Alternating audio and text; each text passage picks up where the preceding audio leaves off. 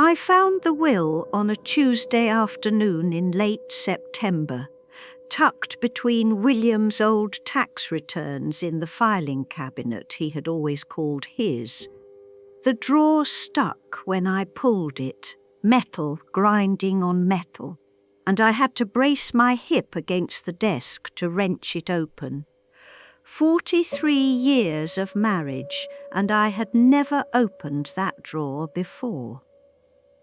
The will was dated 7 years ago. William's signature sat at the bottom in that careful script he had used for important documents, the kind of handwriting that looked like it belonged on a diploma. Below his name, 2 witness signatures, my daughter Patricia's, my son Michael's, both dated the same day, April 14th, 7 years back. I read it 3 times before the words assembled themselves into meaning. The house, our house, the one we had bought in 1981 when the mortgage rate was 14% and we thought we would never manage the payments, went to someone named Sandra Kellerman. The retirement accounts, the life insurance policy, the car. Everything itemised in William's precise way, the same precision he had brought to organising his tool shed and labelling his fishing gear. Everything to Sandra Kellerman. I had never heard that name before. I sat down in William's desk chair, the leather cold through my cardigan even though it was a warm afternoon. The house was silent in that specific way houses become after someone dies.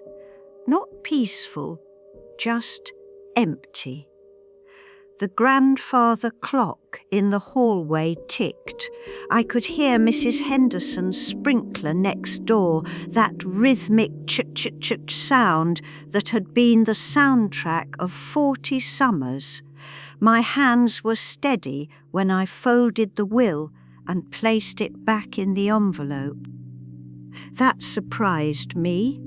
I had expected trembling, the way my hands had shaken when I signed the cremation authorization at the funeral home, when I chose the urn, when I stood in the kitchen the day after William's service and realized I did not know how to operate the new coffee maker he had bought 3 months before his heart attack. But my hands were steady now. I looked at the will again. Patricia's signature was bold, confident. Michael's was smaller, cramped into the space, as if he had been trying to make himself invisible even there on the page. Both of them had signed as witnesses. Both of them had known. For 7 years they had known. I thought about last Thursday, when Patricia had come by with her colour-coded binders full of what she called estate organisation materials. She had sat at this very desk, right where I was sitting now, and talked about probate timelines and asset transfers and the importance of keeping everything transparent. She had used that word 3 times. Transparent. Michael had been quieter when he visited on Saturday, but that was Michael's way. He had helped me sort through William's closet, carefully folding the shirts that still smelled like William's aftershave, something woody and understated that I had bought him every Christmas for 2 decades. Michael had asked if I had found the will yet, and I had said no, I hadn't thought to look. There was time for all of that. No rush, he had said, not meeting my eyes. These things take time. I stood up. My knees protested. They always did after sitting too long, but I ignored them. I walked to the kitchen and filled the kettle. The same kettle William and I had received as a wedding gift from his Aunt Dorothy. The enamel was chipped now, the blue faded to almost white in places. While the water heated, I looked around the kitchen. Patricia's binders were stacked on the counter next to the microwave. Michael had left his reading glasses on the windowsill above the sink. Both of them would be back this week. Patricia had scheduled herself for Wednesday afternoon. Michael was coming Thursday morning to help with the lawn. Both of them would ask if I had found the will. Both of them would pretend they did not already know what it said. The kettle began to whistle. I poured the water over a tea bag English breakfast because I had never developed a taste for the herbal teas everyone kept giving me lately, as if my husband dying meant I had suddenly lost my ability to handle caffeine. The tea steeped while I stood at the counter, still holding the kettle. In my peripheral vision, I could see the family photos on the refrigerator.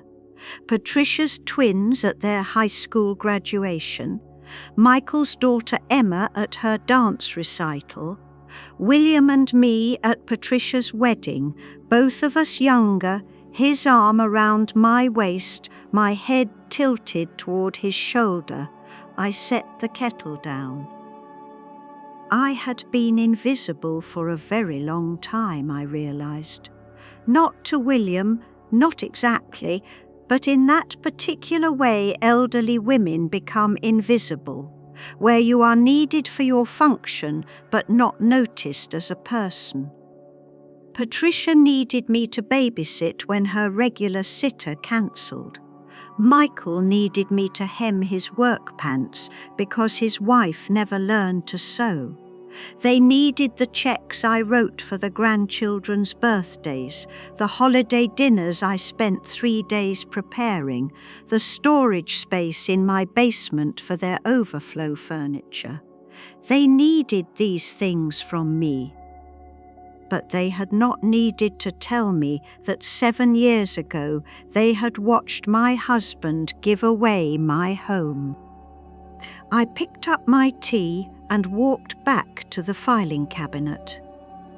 The will was still there, Patricia's signature still bold, Michael's still cramped. Sandra Kellerman's name sat at the top like a title I had never earned. I took my tea to the living room and sat in the chair by the window. The one that had always been mine, where the afternoon light came in at just the right angle for reading. I did not read. I sat with my tea cooling in my lap and looked out at the street where I had lived for 43 years, at Mrs. Henderson's sprinkler and the maple tree we had planted when Patricia was 7. At the mailbox William had repainted every other spring. The silence pressed against my ribs. It was my silence now. I could feel that much. The question was what I intended to do with it. The law office of Martin and Associates occupied the 2nd floor of a brick building on Chestnut Street. Above a dry cleaner that had been there longer than I had lived in town. I had called Wednesday morning, the day after I found the will, and asked if Mr. Harold Martin could see me. The receptionist, a young woman with a voice that suggested she smiled while she talked, had asked what it was regarding. A will my husband had drawn up, I said. I need to verify its standing. She put me on hold. Soft jazz played. When she came back, she said Mr. Martin could see me Thursday at 2. "Would you like to bring any family members?" she asked. "Sometimes that's helpful." "No," I said. "I'll come alone." I arrived 15 minutes early, the way William and I had always arrived early to appointments, to dinners, to everything. Punctuality had been one of William's core principles, right up there with keeping your word and maintaining your lawn. I sat in the waiting room with its leather chairs and its magazines about golf and financial planning, and I held my purse on my lap with both hands.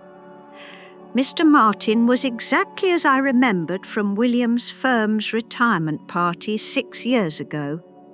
Tall, thin, with silver hair combed back from a high forehead and reading glasses that he wore on a chain around his neck, he shook my hand and offered his condolences about William.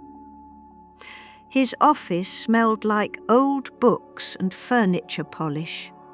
"I found this," I said, and placed the will on his desk. He put on his reading glasses and picked up the document. I watched him read. His expression did not change. When he reached the witness signatures, he paused, then continued to the bottom. "Yes," he said finally, "I remember this. William came in. Let me check my records. Yes, April of 2017. He wanted to update his estate plan. And you didn't think to contact me, Mrs. Clark?" His voice was gentle but firm, the voice of someone who had had this conversation before. "Your husband was my client. Attorney-client privilege applies unless there were signs of diminished capacity or undue influence, which there were not. I was bound to follow his instructions." His instructions were to disinherit his wife. His instructions were to allocate his separate property as he saw fit. The house was in his name solely, purchased before your marriage, if I recall correctly. The retirement accounts were his. He had every legal right to designate his own beneficiaries. The house had not been purchased before our marriage. We had bought it together in 1981, but the title, yes, the title had been in William's name only because the loan officer had said it would be simpler that way, and I had not thought to question it.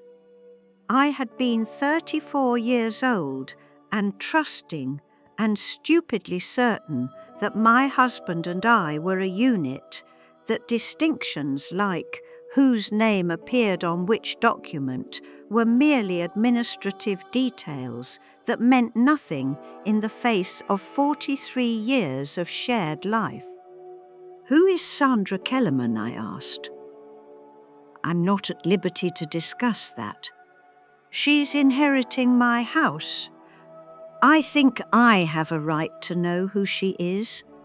Mr. Martin folded his hands on the desk.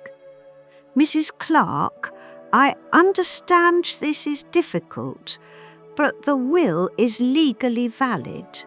Your children witnessed it. There's no indication of coercion or incompetence. If you want to contest it, you certainly can. But I have to tell you, given the circumstances, the likelihood of success is minimal." I looked at him for a long moment. His face was kind. He probably thought he was being helpful. "I'm not here to contest it," I said.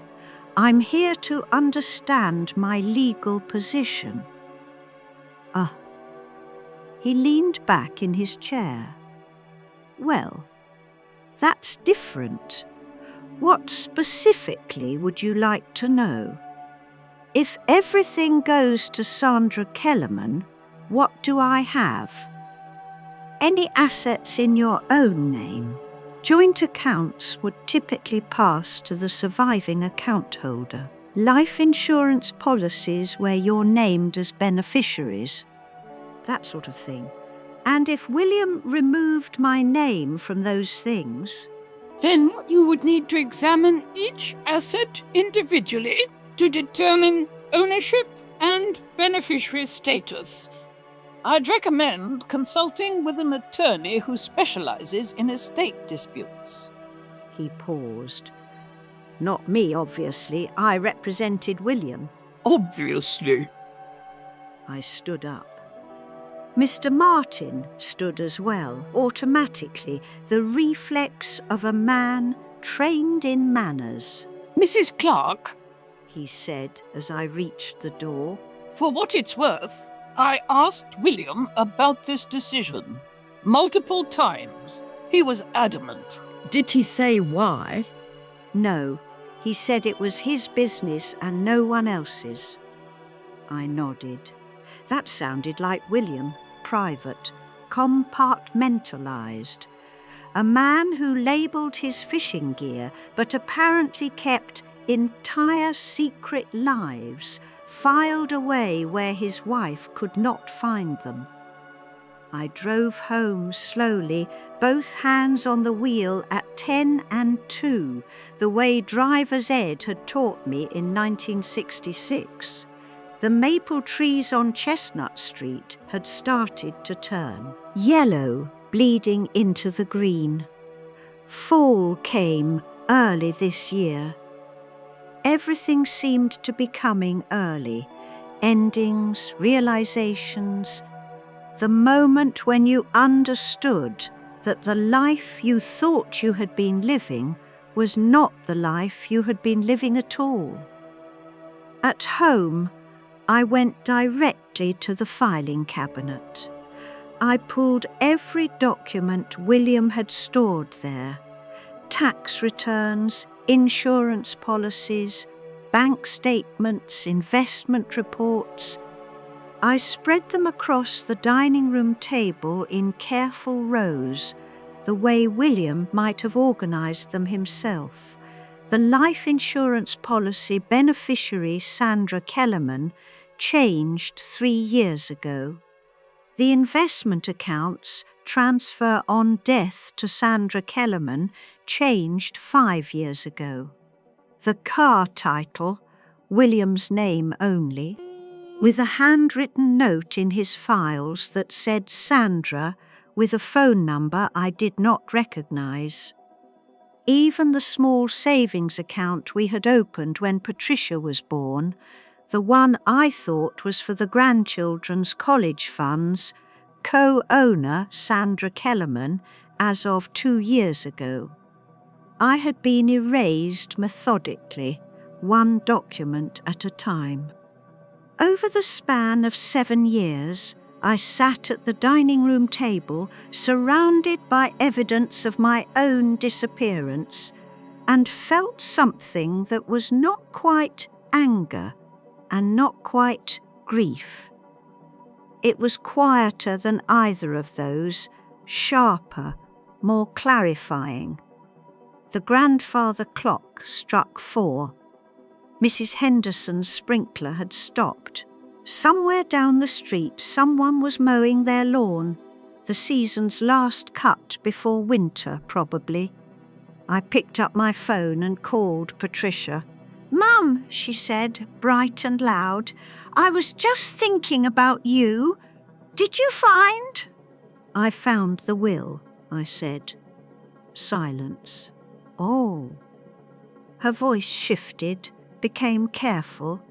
"Well, good. I mean, not good, but you needed to find it for the estate. You signed it. Mum, listen. You signed as a witness, you and Michael both. Dad asked us to. He said it was just a formality. He said you didn't need to know the details, that it would only upset you. And you didn't think I had a right to be upset? Mum, we thought Sandra wouldn't actually claim anything. It's complicated. Dad said it was complicated. But he said she was reasonable, that it was all going to work out. Who is Sandra? Patricia was quiet for 3 heartbeats. You really don't know? No, Patricia, I really don't know. Why don't you tell me? I think you should talk to Michael about this. I'm talking to you. Mum, I have to go. Emma has dance in 20 minutes. I'll call you later. We'll figure this out. She hung up. I set the phone down carefully, the way you might set down something fragile, something that might shatter if handled too roughly. I looked at the documents spread across my table. I looked at my phone. I looked at my wedding ring, the simple gold band that had not left my finger in 43 years. The ring William had placed there in a church in front of 200 people when I was 23 years old, and thought I understood what promises meant. I did not take the ring off, not yet. But I thought about it. The phone number in William's handwriting led me to an address on Elmwood Drive, a street I had never driven down despite living in this town for 43 years. It was not far, maybe 2 miles from my house. But it existed in that parallel geography of places you simply never have reason to visit. I found the address on Google Maps first. A small Cape Cod with blue shutters. Street view showed a tidy front yard, a mailbox with house numbers stenciled in white, a car in the driveway. I looked at that image for a long time, trying to see what story it told, but houses do not give up their secrets in satellite photographs. On Friday morning, I drove there. The neighbourhood was older, the trees tall and thick, the sidewalks buckled by roots that had grown underneath the concrete over decades. Sandra Kellerman's house was just as it had appeared online. Blue shutters, tidy yard, mailbox with careful white numbers. The car in the driveway was a grey Camry, maybe 10 years old, clean but not new. I parked across the street and sat. I had no plan. I had not thought past this moment, the driving here, the locating her, the seeing with my own eyes where this woman lived, who had somehow replaced me in my own husband's will. My hands gripped the steering wheel. I made myself let go, flexed my fingers, gripped again. Across the street, the front door opened. She was younger than I expected, maybe 50, 55, dark hair pulled back in a ponytail, jeans and a fleece jacket. She walked to the mailbox, pulled out what looked like catalogues and bills, tucked them under her arm.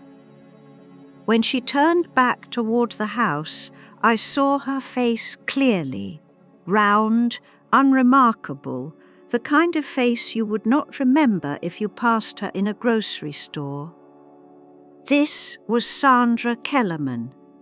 This was the woman who owned my house now, or would soon, pending whatever probate procedures Mr. Martin's soft-voiced receptionist had explained in a follow-up email I had skimmed but not fully absorbed. I opened my car door. The October air was cold, autumn sliding toward winter earlier than it should, the way everything seemed to be coming too soon this year. Sandra had reached her front steps. I crossed the street. "Excuse me," I said. She turned. Her expression was polite, questioning, the look you give a stranger who has approached you in your own driveway. "Are you Sandra Kellerman?" "Yes." The politeness became caution. "Can I help you?" "My name is Eleanor Clark. I'm William Clark's widow." Her face changed. It was subtle, a tightening around the eyes, a shift in how she held her shoulders. But it was there, recognition, and something else, something that might have been guilt, or might have been sorrow, or might have been merely weariness. "I'm sorry for your loss," she said quietly. "Did you know him well?" She looked at me for a long moment. Behind her, a wind chime hanging from the porch eave made soft, metallic sounds. "I think you should come inside," she said finally. Her living room was small, comfortable, furniture that looked lived in but cared for, bookshelves along one wall, a television off, photographs on the mantel, a younger Sandra with a man who might have been her husband, a teenage girl in a soccer uniform, the same girl older, college graduation gown. "Can I get you coffee, tea?" Sandra asked. "No, thank you." We sat her on the sofa, me in an armchair across from her. The coffee table between us held a neat stack of magazines and a bowl of decorative pine cones. Everything in this room spoke of a normal life, an ordinary life, the kind of life I thought I had been living until Tuesday afternoon when I opened that filing cabinet drawer. "How did you know William?" I asked. Sandra folded her hands in her lap. "He didn't tell you." "He told me nothing." She nodded, as if this confirmed something she had already known. "William was my father." The room tilted, or I tilted, or the earth tilted and took both of us with it. "I'm sorry," Sandra said. I assumed you knew. That's why I never... When he started adding me to accounts, changing his will, I asked him if you knew. He said yes. He said you had agreed to everything. I had no idea you existed." "I was born in 1969. William was 20. My mother was 19. They weren't married. He paid support until I turned 18, regular, never missed a month. After that, we stayed in touch. Not often, birthday cards, occasional phone calls, but we stayed in touch." I could not speak. Words existed somewhere, but I could not reach them. 1969. William would have been 20. We had started dating in 1978, married in 1980. He had never mentioned a child, never mentioned a relationship before me that had produced a daughter, never mentioned support payments that came out of his account every month for 18 years. "I didn't ask for any of this," Sandra said. "The house, the money. I told him it wasn't right. But he said you had your own retirement, your own social security, that you would be fine. He said he needed to make up for lost time."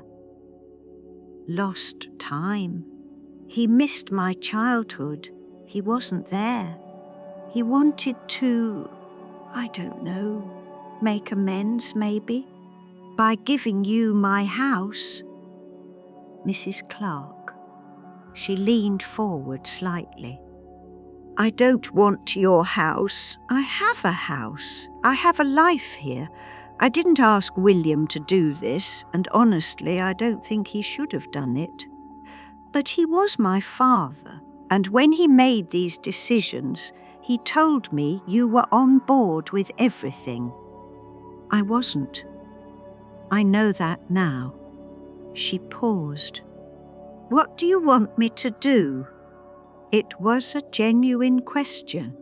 She sat there in her comfortable living room, surrounded by photographs of her normal life, and she asked me what I wanted her to do, and I realized, with a clarity that felt almost physical, that this woman was not my enemy.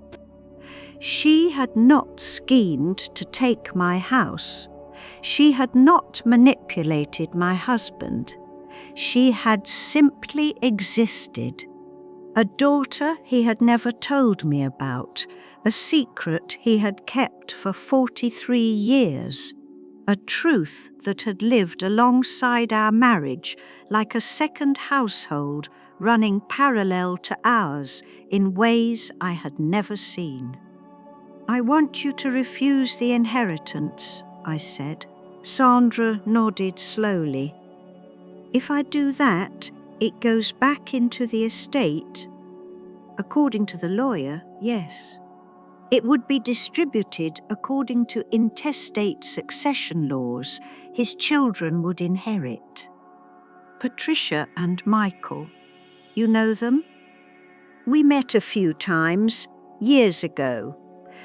William wanted us to have a relationship. It was awkward for everyone. She smiled slightly, sadly. They knew about me. He told them when they were adults, asked them to keep it confidential.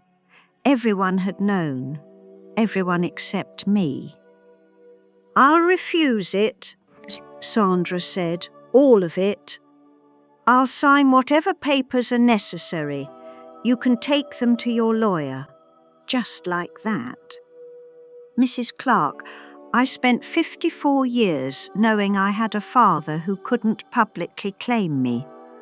That's enough complication for one lifetime. I don't need to spend whatever time I have left living in a house that was taken from his widow because he couldn't figure out how to tell the truth. We sat in silence. The wind chime continued its soft percussion. Somewhere in the house, a clock ticked. Thank you, I said finally. I'm sorry, she said, for all of it. I stood. She walked me to the door. At the threshold, I turned back.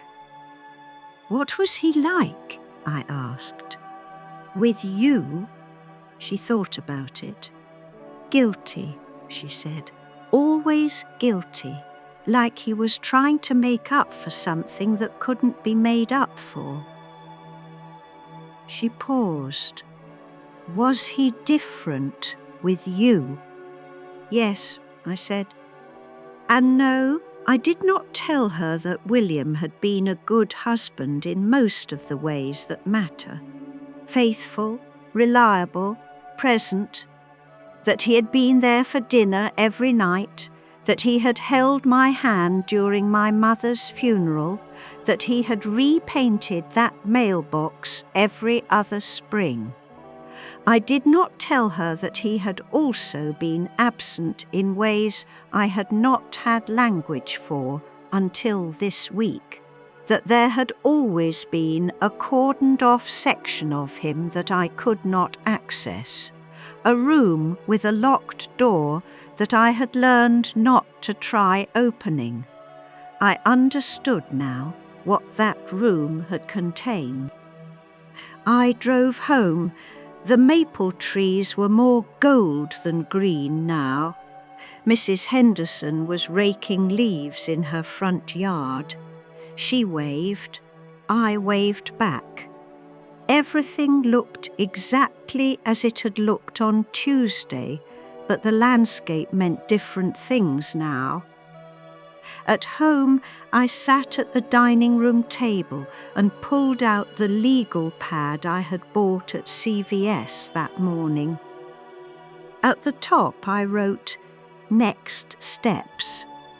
Then I sat with my pen poised, looking at those 2 words, and something inside me that had been wound tight for a very long time began, slowly, to uncoil. The law offices of Chen and Associates sat in a newer building off Route 9, all glass and steel and the kind of modern architecture that looked like it belonged in a city rather than a suburb. I had found them through a Google search, estate attorney specializing in disinheritance. The search results had been depressingly numerous. Attorney Nayan Chen met me in a conference room with a view of the parking lot. She was younger than Mr. Martin by at least 30 years, sharp in a way that had nothing to do with age and everything to do with the way she looked at the documents I brought. Not sympathetically, but analytically, like someone reading a map. "This is systematic," she said after reviewing the will, the asset transfers, the beneficiary changes. "Methodical. Someone spent years repositioning these assets. My husband. With witnesses who are also potential heirs under intestacy law." She looked up at me. "Your children knew, yes. How do you feel about that?" It was an unexpected question. Lawyers were not supposed to ask how you felt. They were supposed to ask what you wanted to do. "Invisible," I said. She nodded. "Good. Angry would make this harder. Invisible means you're ready to become visible." She pulled out a yellow legal pad. "Here's what we're going to do. First, Sandra Kellerman signs a formal refusal of inheritance. I'll draft that. Second, we immediately isolate any remaining assets in your name, freeze joint accounts, separate pension funds, establish your own accounts with only your signature. Third, we establish trusts for whatever you do inherit after Sandra's refusal, with specific conditions that make it difficult for your children to contest. Is that legal?" "Entirely. You can structure your own estate however you want. If you want to leave everything to a cat shelter, that's your right. If you want to set conditions that your children must meet to receive anything, that's also your right." She paused. "What do you want?" I had been thinking about this question since I wrote next steps on that legal pad. What did I want? I want to make sure that if I die, they can't do to me what William did. I want clauses, contingencies. I want them to know that if they contest anything, they get nothing. That's called an in terrorem clause. We can do that. And I want to separate everything now, while I'm alive, so there's no confusion about what's mine. Smart. She was writing quickly. "Any joint accounts with your children?" "No." "Property titled in their names?" "No." "Good. That makes this cleaner." She looked up. "Mrs. Clark, I need to ask you something. Do you expect your children to fight this?" I thought about Patricia's careful voice on the phone, Michael's silence. The way they had both signed that will 7 years ago and never mentioned it. Yes, I said, I think they will. Then we need to move quickly. I'll file motions to freeze assets pending estate resolution. I'll draft the refusal document for Sandra, and I'll prepare a new will for you with the conditions we discussed. She paused. This is going to get uncomfortable. It's already uncomfortable. It's going to get more uncomfortable. Your children are going to push back. They're going to call you. They're going to show up. They're going to tell you you're being unreasonable. I know. Are you prepared for that? I looked at her across the conference table in this glass building off Route 9, this young woman who did not know me and did not need to know me to understand what was happening, who had seen this before, elderly people being erased by their families, made invisible by the people who were supposed to love them most. I'm prepared, I said. Patricia called that evening while I was washing dishes. I saw her name on the screen and did not answer. She called again. I dried my hands and turned off my phone. Michael showed up at my door Saturday morning, unannounced. He did not usually do that. Patricia was the one who showed up unannounced. Michael was the one who scheduled, who texted first, who asked if it was a good time. "Mum," he said when I opened the door, "we need to talk." "About what?" "Patricia told me you went to see Sandra." I did not move from the doorway. "Yes." "Mum, you can't just go around talking to people about private family matters. Sandra is apparently family. You knew that. Patricia knew that. You both knew for years. Dad asked us not to tell you. He said it would only upset you. And you didn't think I had a right to be upset." Michael's face was tired. He looked older than his 40 years standing there in my doorway with his hands shoved in his jacket pockets. He said Sandra wouldn't claim anything. He said it was symbolic. He wanted her to be listed as his heir because he felt guilty about not being in her life. But he said when the time came, she would refuse everything, and it would all come to us anyway. To you, to the family. Mum, you're part of the family. Then why wasn't I told? He did not have an answer for that, or he had an answer but did not want to say it. We stood there, me in the doorway, him on the front step, and the silence between us had weight and texture and history. "I've hired a lawyer," I said. "I'm restructuring everything, separating assets, establishing trusts, setting conditions." "What kind of conditions?" "The kind that mean if you or Patricia try to contest my will or manage my affairs without my explicit consent, you'll be removed as beneficiaries entirely." His face went pale. "Mum, you can't do that."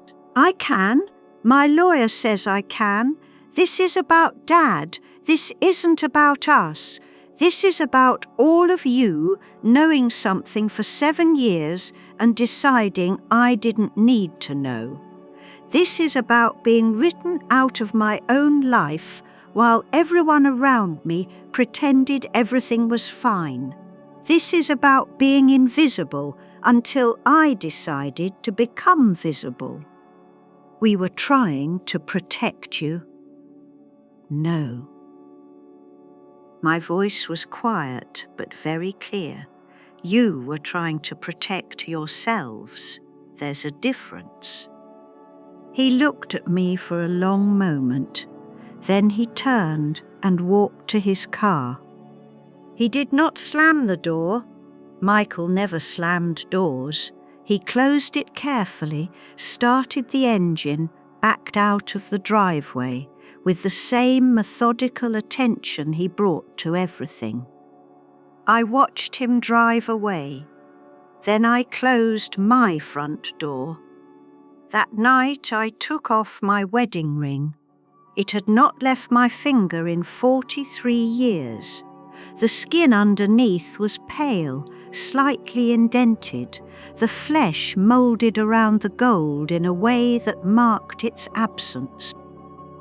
I set the ring on my nightstand and looked at my hand.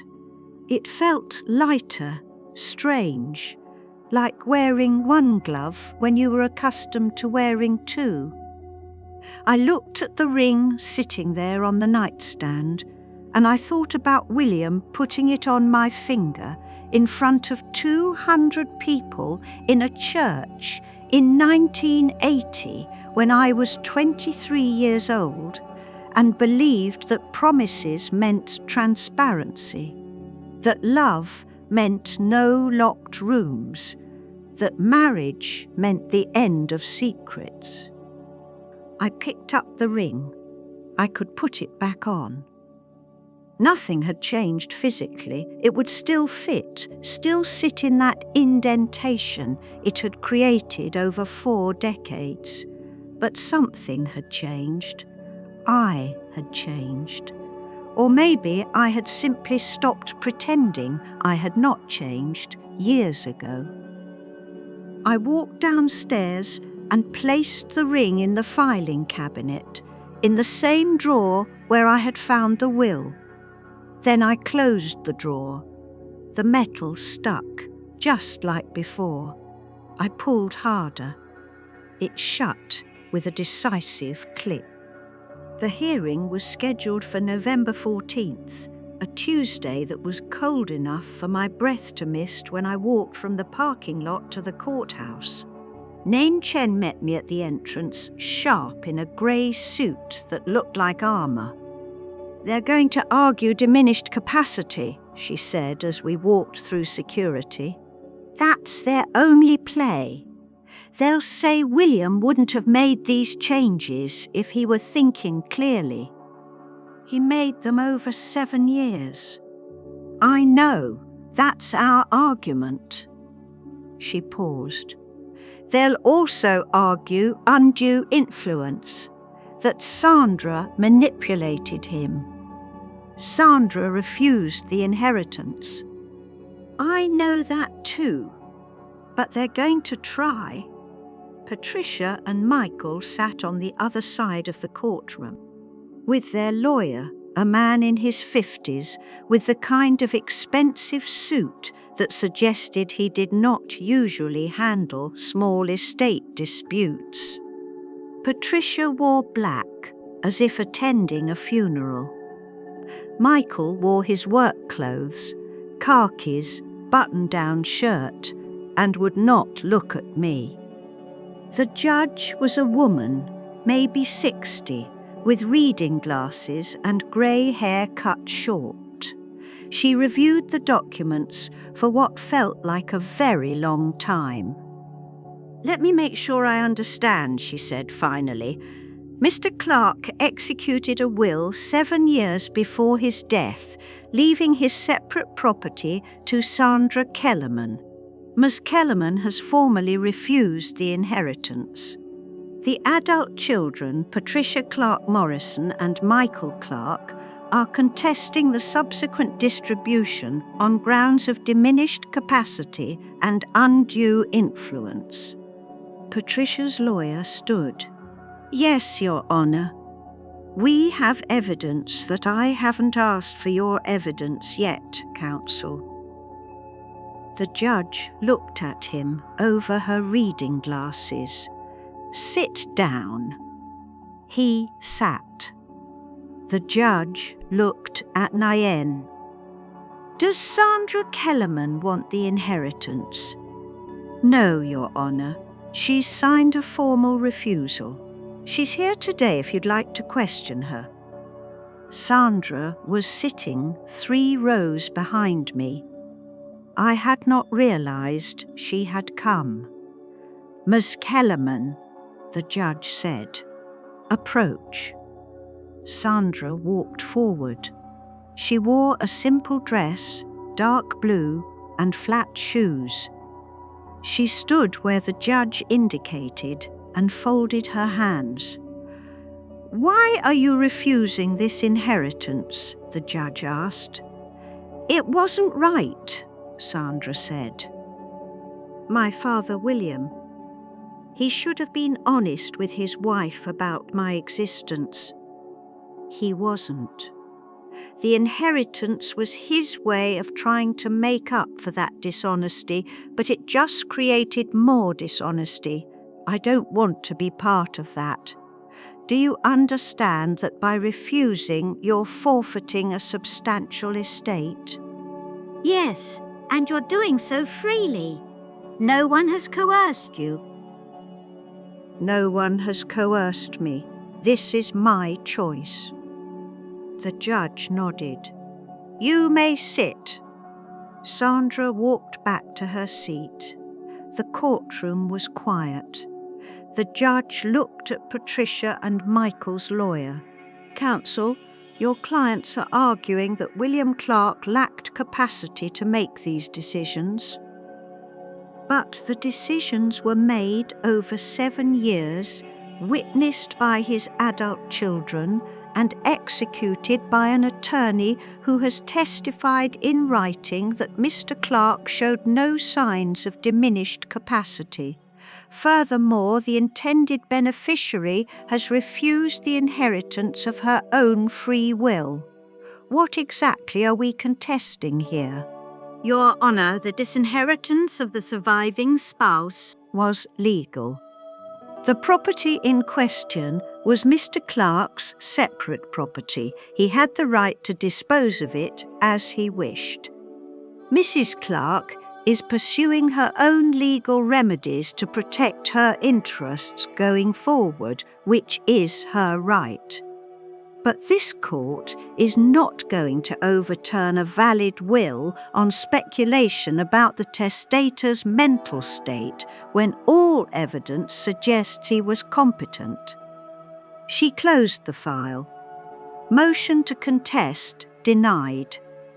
The estate will be distributed according to intestate succession laws, with Ms. Kellerman's share reverting to Mr. Clark's children, court costs to be borne by petitioners. The gavel came down. It was over in less than 20 minutes. Outside, Sandra caught up with me in the parking lot. "You didn't have to come," I said. "I wanted to." She paused. "For what it's worth, he did love you, my father. I could tell.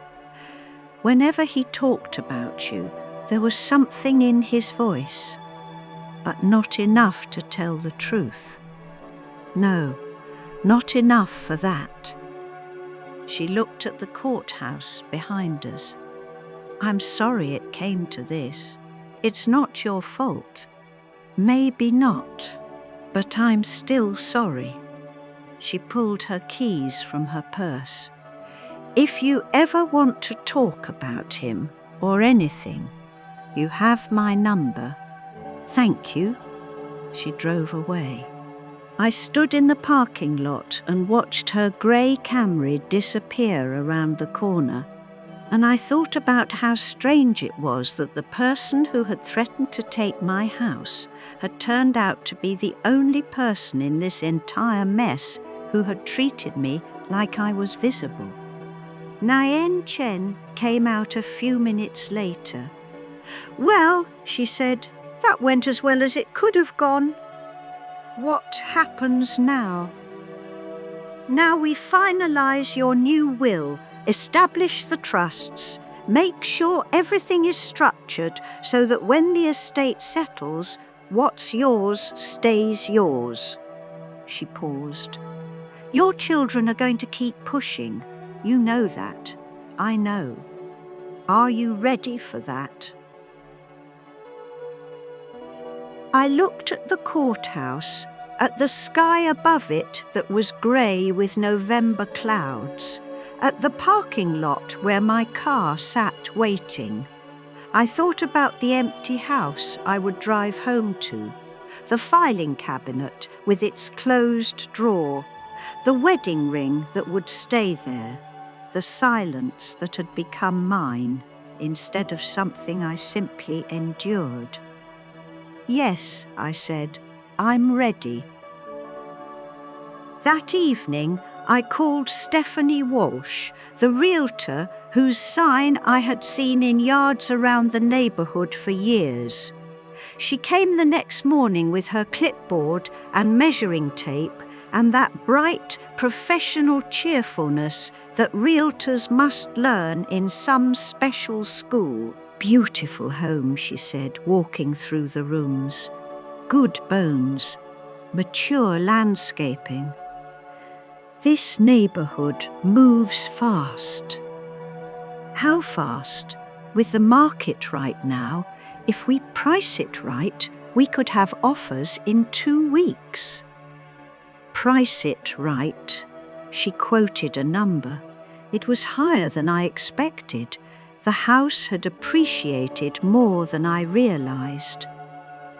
Or maybe I had simply stopped paying attention to things like property values when William was alive, and I assumed we would stay here forever. List it, I said. Don't you want to think about it? Talk it over with family? There's no one to talk it over with. List it. She nodded. I'll have the paperwork ready tomorrow. After she left, I walked through the house room by room. The kitchen, where I had made 43 years of dinners. The living room, where I had read books in my chair by the window. The bedroom, where William had died in his sleep, sudden and quiet. A heart attack at 76 years old that took him before I woke up. The house was just walls and floors and windows. It had never been mine. Not really, not in any way that mattered legally. But the apartment I was going to rent, the modest 2-bedroom on Maple Street that I had found online, where the lease would be in my name only and no one could take it from me, that would be mine. The apartment on Maple Street had 2 bedrooms and a view of a parking lot. I moved in on a Saturday in early December with movers I hired myself and boxes I had packed alone. Patricia and Michael did not offer to help. I did not ask them to. I kept very little. Most of it went to donation centres or into dumpsters. I kept my clothes, my books, my mother's china, and 1 photo album I made for myself with pictures I chose me at 23. Me holding infant Patricia. Me and William at the Grand Canyon. Me alone at my college graduation before I knew him. The other photos I put in separate albums and left in boxes. Patricia and Michael could have them if they wanted. Either outcome was fine. Rebecca came to visit on a Wednesday afternoon. She was 19, Patricia's daughter, tall and quiet. "Grandma," she said when I opened the door, "I like it, your apartment. It's small, it's yours." We drank tea at my small kitchen table. Rebecca looked around at my mostly empty walls. "Mum says you're being unreasonable," she said finally. "I know. I don't think you are. Tell your mother I'm fine. Tell them I'm not angry. Are you? No. I'm just done. She understood. On Thursday evenings, I go to a writing circle at the library. 6 of us, all women, all over 60. We bring poems and short essays and fragments of memoir. Last week I read something about silence, how it can press on your ribs or how it can be space you choose. The women nodded, they understood. There's a plane ticket in my desk drawer. Lisbon, one way, departing January 15th. I've never been to Portugal.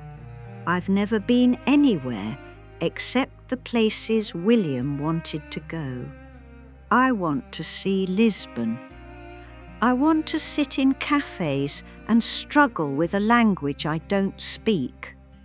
I want to not know where I am going next. The apartment will still be here when I get back, or maybe I will not get back. The lease is month to month. Everything is. If you are reading this and you recognize yourself, the one who said yes until yes was just automatic, the one whose needs disappeared entirely, the one who became invisible while everyone carried on, you are still here. Your silence is not kindness. Your yes is not love. The people who benefit from your invisibility will tell you that boundaries are selfish, that saying no is cruel. They are wrong. You are not a function. You are not a service. You are a person. The moment you decide to become visible again, to yourself, if to no one else, that is when your life begins, not where it left off, not back where it was, but somewhere new, somewhere you choose. I am 76 years old. I have 43 years of marriage behind me and a plane ticket to a city I have never seen. I am exactly where I need to be. The evening light comes in through my apartment window at a different angle than it did in the old house. I have a chair by this window too. Not William's chair. Not anyone's chair but mine. I took off my wedding ring 3 months ago. The indentation in my finger is almost gone now. The skin has smoothed the way skin does when you stop pressing on it. I am not the person I was last September. I am just Eleanor. That is enough.